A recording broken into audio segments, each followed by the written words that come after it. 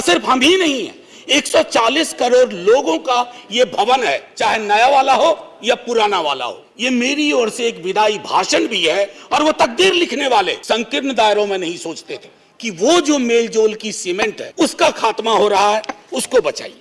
क्या इस देश को, यहाँ की सरकारों को, राज्यों की सरकार को वैज्ञानिक आंकड़े नहीं चाहिए? क्या आप आंकड़े आसमान से गिराएंगे?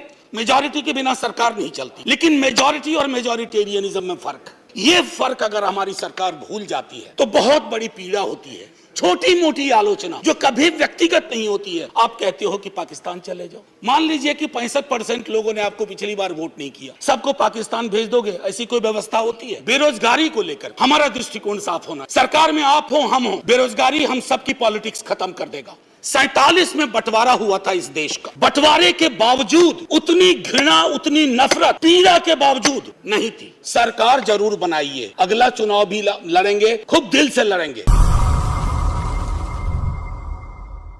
शुक्रिया सभापति महोदय, बहुत बहुत धन्यवाद। आज का दिन बेहद महत्वपूर्ण है और इस महत्वपूर्ण दिन के शुक्रिया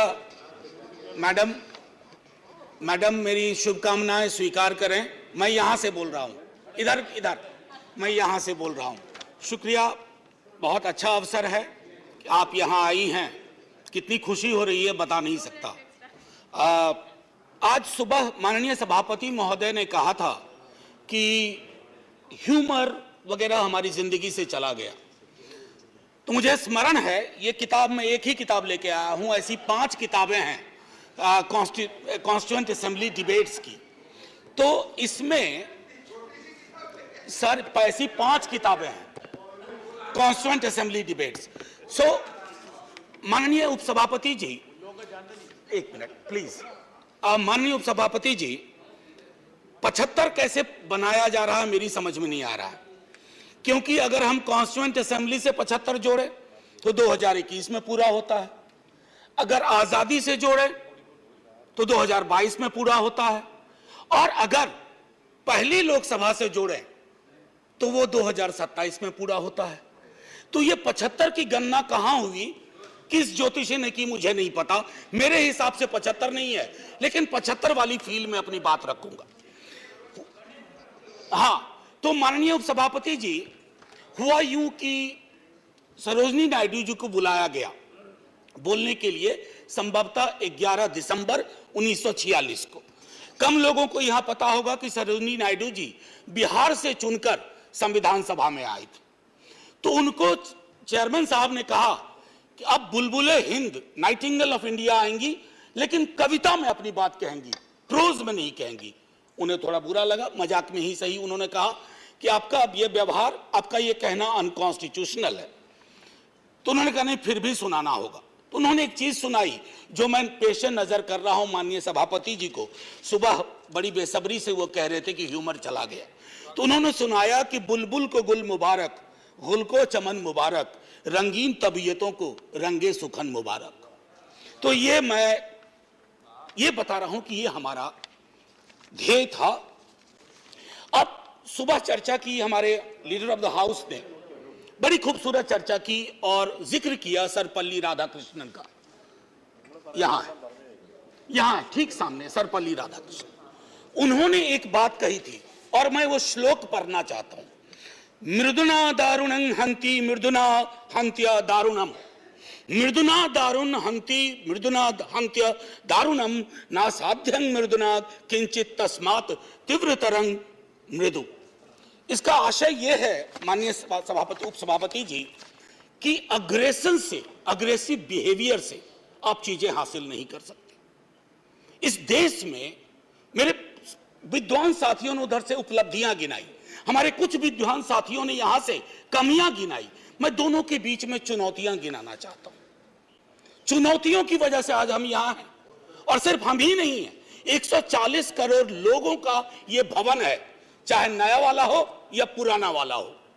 तो आज के दिन ये मेरी ओर से एक विदाई भाषण भी है, अपने दल की ओर से, इस इमारत को, जिस इमारत में हिंदुस्तान की तकदीर लिखी गई संविधान सभा के माध्यम से। और वो तकदीर लिखने वाले संकीर्ण दायरों में नहीं सोचते थे।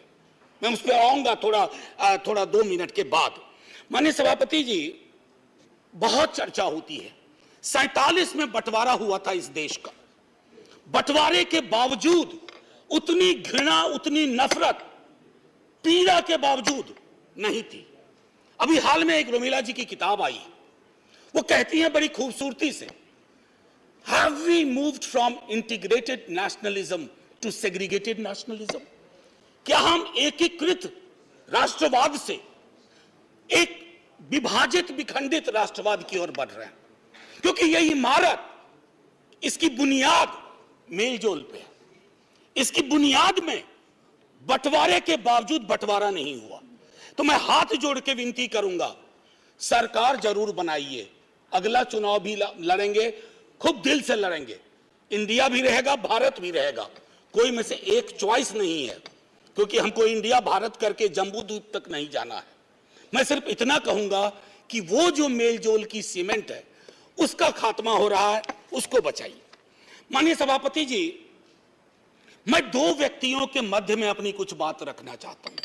संविधान सभा में ऑब्जेक्टिव रेजोल्यूशन जवाहरलाल जी लेके आए और संविधान सभा में जब ड्राफ्ट सबमिट हुआ तो बी.आर. अंबेडकर ने वो ड्राफ्ट सबमिट किया।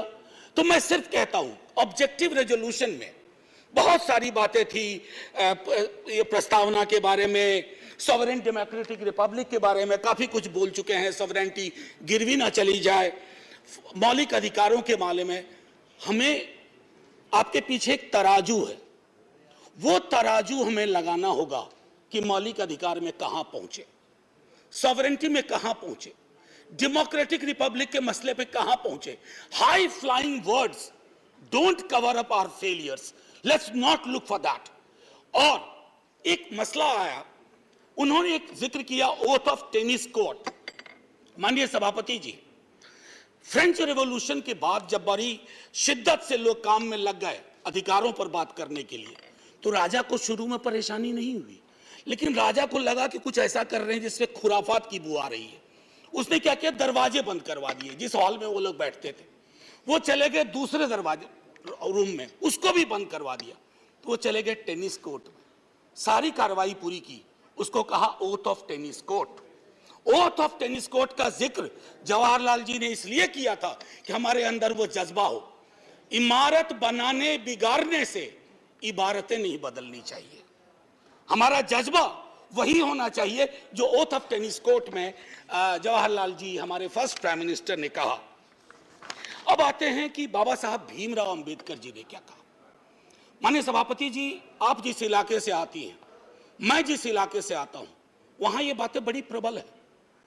आजादी का मूल्यांकन होगा तो इस आधार पर होगा कि राजनीतिक आजादी, सामाजिक आर्थिक आजादी में कितनी तब्दील हुई, अगर नहीं हुई तो क्यों नहीं हुई। उन्होंने कहा था कि एक दिन एक ज्वालामुखी बन जाएगा, और मैं उस ज्वालामुखी को बनते देख रहा हूं।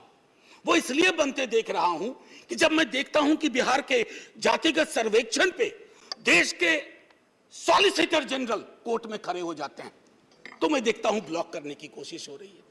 यह एस्पिरेशनल वर्ग है, पिछड़ों की बड़ी आबादी, उसके एस्पिरेशन को आप सोशल डेमोक्रेसी के नजरिए से देखिए। जो बाबा साहब कह गए थे, 31 में आखिरी हुई, उसके बाद पाकिस्तान बांग्लादेश बना। क्या इस देश को, यहाँ की सरकारों को, राज्यों की सरकार को वैज्ञानिक आंकड़े नहीं चाहिए? क्या आप आंकड़े आसमान से गिराएंगे? मैं समझता हूं आज के दिन यह भी हमें सुनिश्चित करना होगा कि हम इन आंकड़ों को लाएं, उसके आधार पर अपनी नीतियां तय करें। एक माननीय सभापति जी,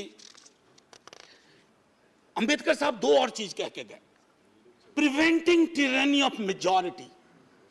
मैं बार बार इस सदन में कह चुका हूं कि मेजॉरिटी बेहद आवश्यक चीज है, मेजॉरिटी के बिना सरकार नहीं चलती है, लेकिन मेजॉरिटी और मेजॉरिटेरियनिज्म में फर्क है। यह फर्क अगर हमारी सरकार भूल जाती है तो बहुत बड़ी पीड़ा होती है। जब मेरे मित्र ने कहा, मैं अक्सर देखता हूं हम जैसे लोग छोटी आलोचना भी करते हैं, छोटी मोटी आलोचना जो कभी व्यक्तिगत नहीं होती है। आप कहते हो कि पाकिस्तान चले जाओ, अरे कभी देखा भी हो कितनी जगह है वहां का भूगोल क्या है, इतने लोग नहीं अट पाएंगे। मान लीजिए कि 65% लोगों ने आपको पिछली बार वोट नहीं किया, सबको पाकिस्तान भेज दोगे? ऐसी कोई व्यवस्था होती है? यहीं मेलजुल से रहना है, यहीं मिलकर रहना है। और ये सारी चीजें मैं नहीं कह रहा हूं, खुद अंबेडकर साहब कह के गए थे।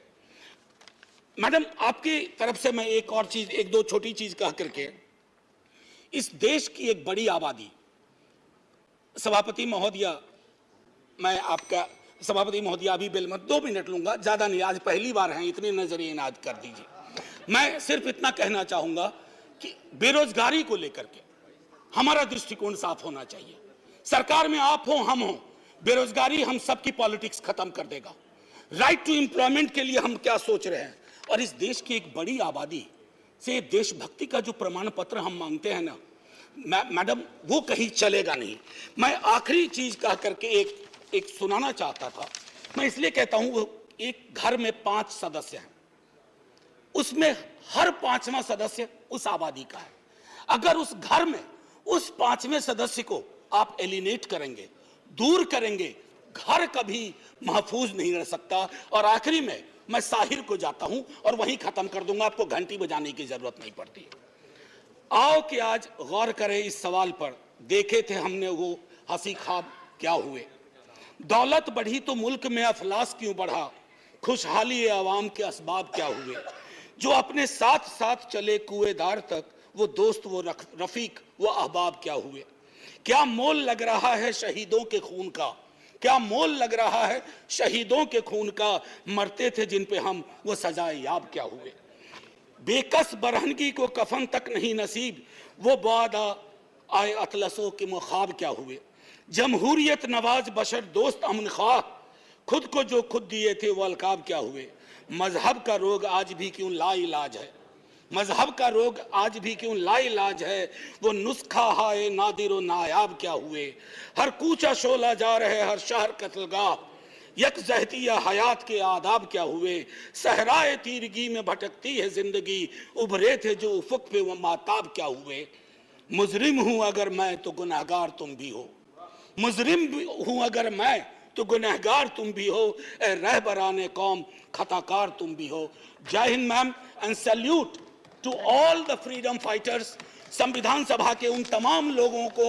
और मैं चाहूंगा कि सेंगोल के बगल में एक बड़ी आकृति में इनकी तस्वीरें वहां लगाई जाएं और हमें प्रेरणा देते रहें। जय हिंद।